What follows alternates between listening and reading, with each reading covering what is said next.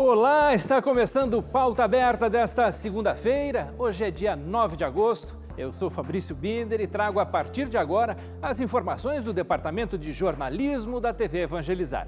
Confira os destaques de hoje. Pfizer entrega novo lote de vacinas contra a Covid-19 neste final de semana. As vacinas fazem parte do acordo que prevê a entrega de 17 milhões de doses até 22 de agosto. Lei Maria da Penha completa 15 anos em vigor. Dispositivo legal é o principal na conquista da proteção das mulheres contra a violência doméstica. E agora, quem praticar violência psicológica também será punido. Brasil encerra a participação com recorde de medalhas nesses Jogos Olímpicos. Esse foi o melhor desempenho dos atletas brasileiros em toda a história. E começa nesta semana novo rodízio no abastecimento de água em Curitiba e região metropolitana. Fique com a gente, Pauta Aberta está no ar. Começamos a edição de hoje com boa notícia. O presidente da República, Jair Bolsonaro, apresentou hoje uma proposta que altera programas sociais do governo, entre eles o Bolsa Família, para criar um novo programa chamado de Auxílio Brasil. O novo programa social deve pagar pelo menos 50% acima do valor médio pago pelo Bolsa Família, que atualmente é de R$ 189. Parte dos recursos do novo programa virá do parcelamento do pagamento de precatórios e também de um fundo que será criado com recursos de privatizações. O novo programa deve aumentar o número de beneficiários. O Bolsa Família abrange cerca de 14 milhões e 600 mil beneficiários. O número de favorecidos pelo Auxílio Brasil deve passar de 16 milhões. Balanço positivo para o Brasil nas Olimpíadas de Tóquio. Fechando a participação nos Jogos Olímpicos com o melhor desempenho da história, o país conquistou 21 pódios, superando os 19 das Olimpíadas de 2016. Foram 7 ouros, 6 pratas e 8 bronzes, o que nos deixou na 12ª posição geral da competição. No quadro de medalhas, ficamos atrás do Canadá, mas na frente de Nova Zelândia, Cuba e Hungria. As mulheres tiveram destaque. Das 21 medalhas, 9 foram conquistadas por equipes femininas, número que representa 41% do total. O encerramento das Olimpíadas, no domingo, abriu a contagem para os Jogos de Paris em 2024. Na próxima edição, os Jogos Olímpicos contarão com uma modalidade inédita, o breakdance. E neste fim de semana, a Pfizer entregou mais de 2 milhões de doses da vacina contra a Covid. As vacinas fazem parte do acordo que prevê a entrega de 17 milhões de doses até 22 de agosto. Com as doses que chegaram no domingo, já foram 42 lotes entregues ao país, totalizando mais de 37 milhões e 200 mil doses de imunizantes contratadas pelo governo federal. Dados do consórcio dos veículos de imprensa divulgados neste domingo apontam que mais de 50% dos brasileiros já tomaram a primeira dose e que 21,49% tomaram a segunda dose ou dose única. Veja.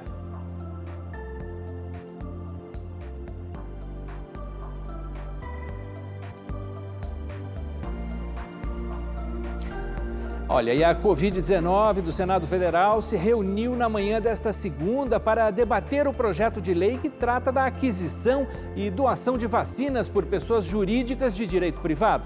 O projeto permite que as vacinas sejam compradas por empresas desde que sejam doadas ao SUS ou sejam aplicadas de forma gratuita e exclusiva em seus colaboradores. Dentre os participantes do debate estavam representantes do Ministério da Saúde, do Ministério Público e de laboratórios. E ainda falando das discussões correntes em Brasília, em mais uma etapa do ciclo de debates sobre os grandes temas de interesse nacional, nesta segunda-feira, a Comissão de Desenvolvimento Regional e Turismo põe o foco nos desafios da educação no contexto da pandemia. Em setembro de 2020, parte das escolas públicas de Manaus ensaiou uma reabertura do ensino presencial, adotando protocolos de higiene e segurança sanitária. Mas veio a segunda onda e a iniciativa foi interrompida. Não há como negar que as portas fechadas das unidades do ensino público gratuito acentuam as enormes desigualdades sociais do país.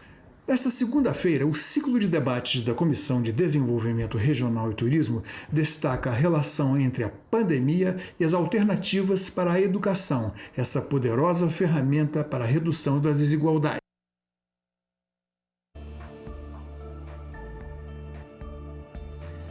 Bombeiros do Ceará conseguem conter incêndio de grandes proporções e o aumento de salário para os professores da rede estadual de Santa Catarina deve começar a ser pago ainda em agosto.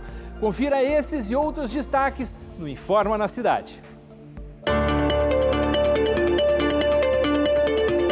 O aumento de salários dos professores da rede estadual de Santa Catarina tem previsão para ser pago ainda em agosto. O piso para 40 horas passou a ser de R$ 5.000 para quem tem curso superior, R$ 3.500 para quem tem o magistério e R$ 4.000 para quem tem licenciatura curta. A Assembleia Legislativa ainda irá votar as datas para os novos pagamentos.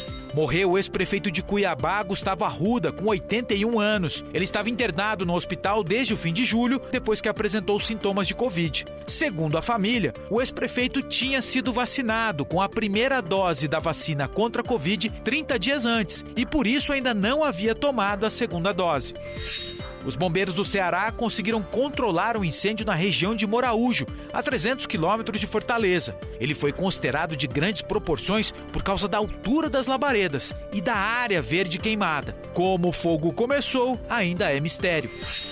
Tá aí um raro flagrante no Mato Grosso do Sul. Uma águia real, de olho no rebanho de capivaras. A ave também é chamada de arpia e é a maior águia das Américas. De asas abertas, chega a ter 2 metros de comprimento. As garras têm unhas de 6 centímetros, o que ajudam a levar uma presa de até 6 quilos. Na mesma fazenda onde foi feita esta imagem, uma outra foto foi registrada em janeiro. Era uma outra arpia, levando um macaco prego.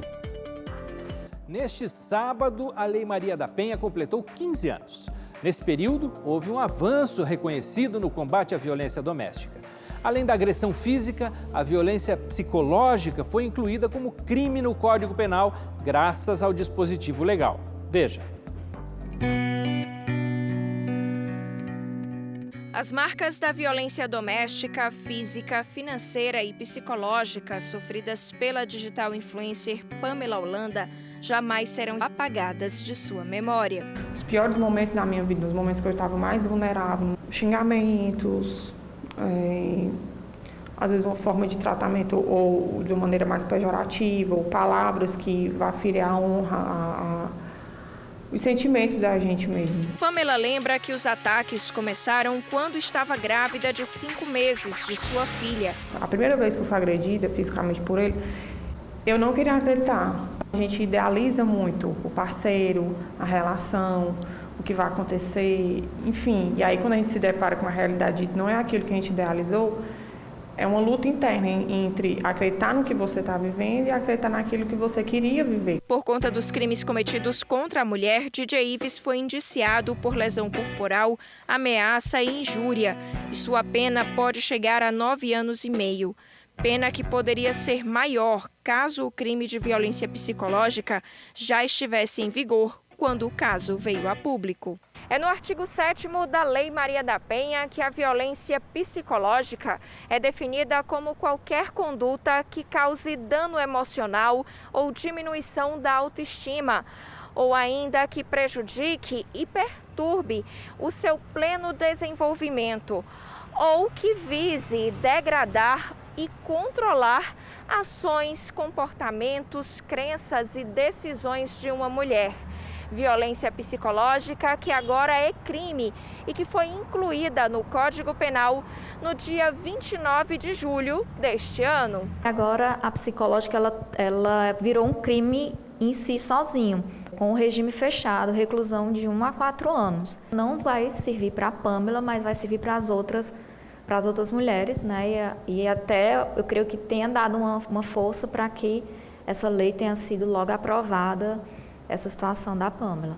A especialista em direito da família explica ainda que muitos são os direitos assegurados às vítimas de violência. Quando elas vão prestar a denúncia, elas já podem pedir as medidas protetivas, que é o afastamento do lar, o afastamento do agressor, ou então, se ela tiver saído de casa, o retorno dela junto com a criança, se ela estiver saindo com a criança. Eles retiram também o agressor da casa, não pode se aproximar por tantos metros, por um período determinado pelo juiz.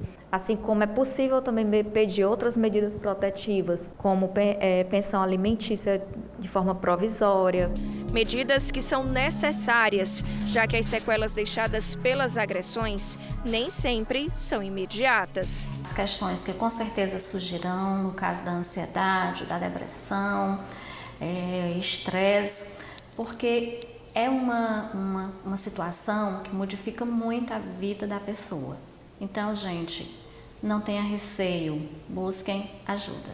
No Ceará, a mulher vítima de agressão pode denunciar ligando para os telefones 180 ou 190 e pode procurar a Casa da Mulher Brasileira, que conta com uma rede de apoio e assistência à mulher, como a Defensoria Pública do Estado. A Defensoria Pública tem um núcleo especializado para o atendimento de mulheres vítimas de violência doméstica, que é o NUDEM. A mulher que procura o atendimento, ela vai ter tanto o atendimento jurídico, além disso, a mulher tem um atendimento pela nossa equipe do psicossocial, feita por assistente social e psicólogo, onde essa mulher vai ser amparada, acolhida, nesse momento tão difícil que é o momento de buscar ajuda, de romper o ciclo de violência. A sensação que eu tenho é de um alívio muito grande, de uma paz muito grande.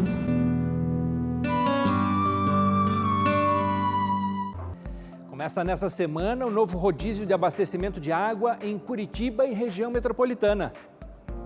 Começa nesta semana o novo rodízio de abastecimento de água em Curitiba e em todos os 14 municípios da região metropolitana. São 3.600.000 pessoas afetadas em todos os bairros destas cidades. A partir de quarta-feira, o rodízio será de 36 horas. 1 dia e meio com fornecimento de água e 1 dia e meio com corte. Essa forma de abastecimento já tinha sido adotada no passado. E com a manutenção da severa estiagem, essa foi a única solução encontrada pela Companhia do Estado, a Sanepar. O mês passado retratou bem a situação atual. Segundo o CIMEPAR, o Serviço Meteorológico do Paraná, choveu apenas 14 milímetros em Curitiba, quando o normal para essa época é 6 vezes mais, ou 90 milímetros. A capital e as demais cidades foram divididas por regiões. Cada uma delas irá ter rodízio em datas diferentes. Para saber quando o fornecimento de água será cortado na rua da sua casa,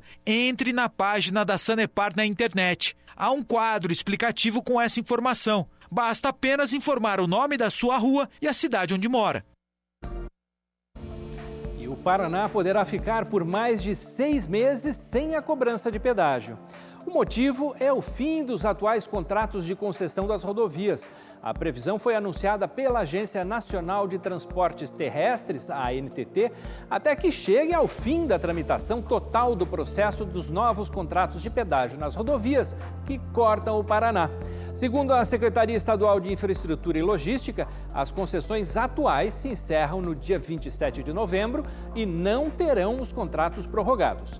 Ainda segundo a Secretaria, não haverá cobrança nas praças de pedágio até que as novas empresas estejam habilitadas para assumir seus trechos das rodovias estaduais. Agora o noticiário internacional. Uma investigação instaurada pelo governo italiano busca identificar compradores de falsos passes anti-Covid pela internet. Nessa segunda-feira, a polícia desmantelou uma rede que vendia versões do documento, que é obrigatório para acesso a diversos estabelecimentos no país.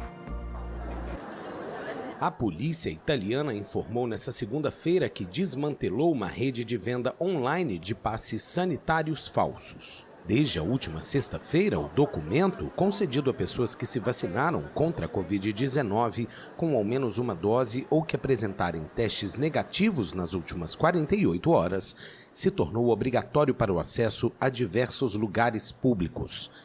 4 suspeitos foram identificados, incluindo 2 menores que ofereciam réplicas do comprovante em redes sociais. Os passes falsos podiam custar entre 150 e 500 euros. A polícia ainda acrescentou que o anonimato dos compradores foi garantido, pois os pagamentos eram feitos com criptomoedas ou por meio de vouchers em sites de comércio eletrônico. Os agentes disseram ter detectado um total de 32 canais de bate-papo usados pelos falsificadores por meio da rede Telegram. A identificação dos compradores está em andamento. A partir de 1º de setembro, o passe sanitário também vai ser obrigatório em trens e ônibus interurbanos, assim como para professores e alunos.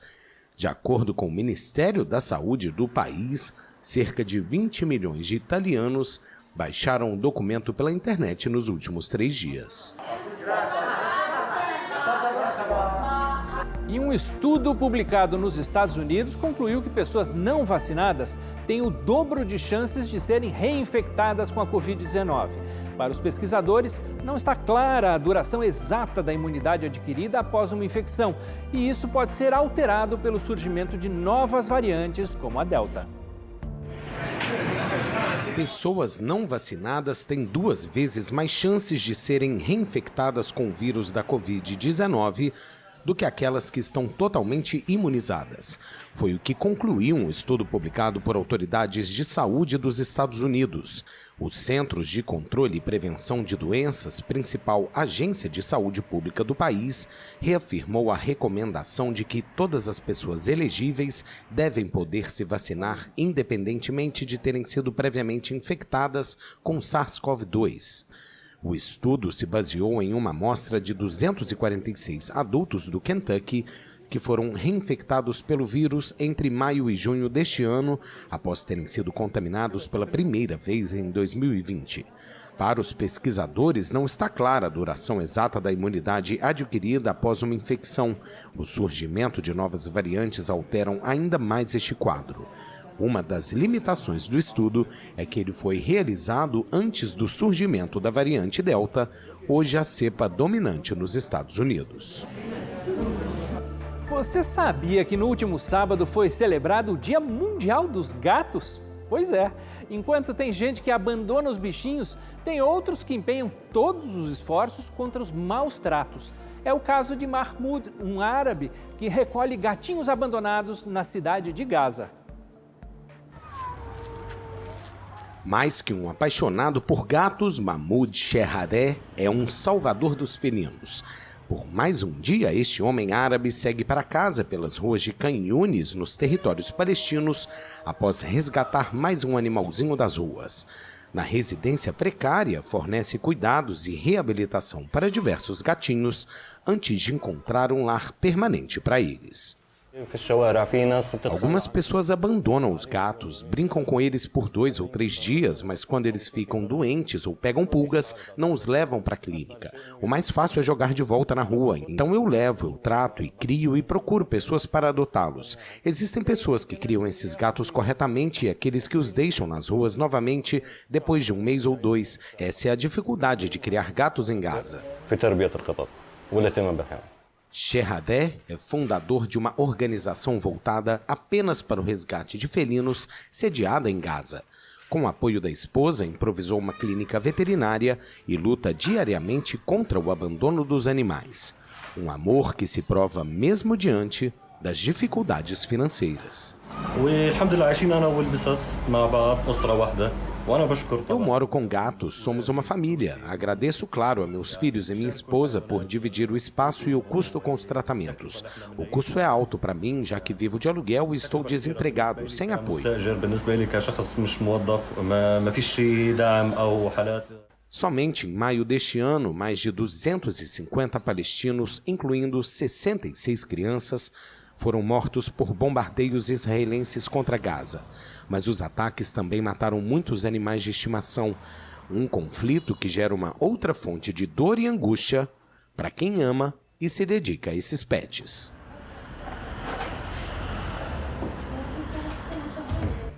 Agora a gente mostra uma história emocionante.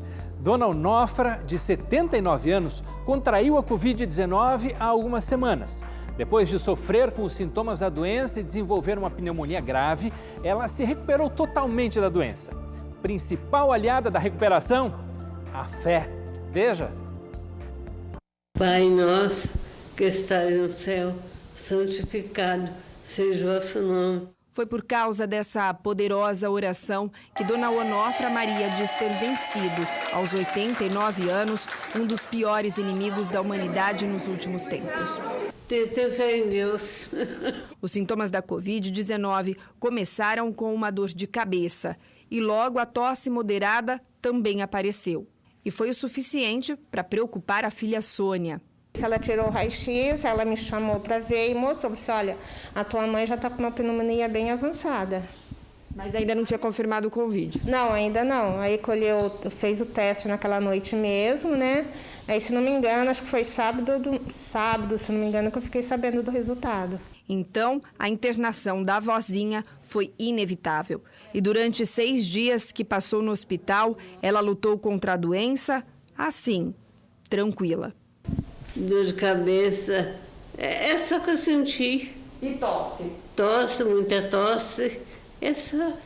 Fiz tanto exame, mas Deus me deu força, muita fé que eu tenho em Deus. A angústia foi vivida mesmo pela família. Dona Onofra já é tataravó. Da Dayana, ela é avó por consideração. A jovem veio morar com ela depois que a mãe morreu de câncer. Foi Dayana quem colocou esse bilhete na porta. Mais que um desejo de boas-vindas, foi um suspiro de alívio e gratidão. A gente ama muito ela. Foi muito bom ela de volta em casa. Sabe, a gente fica com medo de realmente perder ela, mas Deus sabe de tudo. Deus sabe o que faz, né? A gente entregando nas mãos dele e falou, Deus, cuida. Na saída do hospital, o reencontro com a família comoveu até os profissionais de saúde. Quem cuidou da Dona Onofra durante esse tempo lá dentro do hospital de campanha fez questão de deixar registrado mensagens carinhosas. Fui bem tratada, eles me trataram muito bem, graças a Deus. Fui bem, não tenho nada que queixar deles. No estado de São Paulo, as mortes por Covid-19 caíram 46% entre os meses de março e junho. Nesse mesmo período, o número de pacientes internados também teve queda, 44%. Ao que tudo indica, o bom resultado se deve ao avanço da vacinação, algo que quem teve os sintomas mais graves da doença sabe que é fundamental. Agora, a vozinha Onofra se recupera bem em casa. E o recado que ela dá para quem vive o drama provocado por essa doença é o mesmo que ela deu no começo dessa reportagem. Faz agora ele reza, ter fé em Deus, é isso. Que exemplo, né? Pauta Aberta dessa segunda-feira fica por aqui. Obrigado pela sua companhia e até amanhã. Tchau, tchau.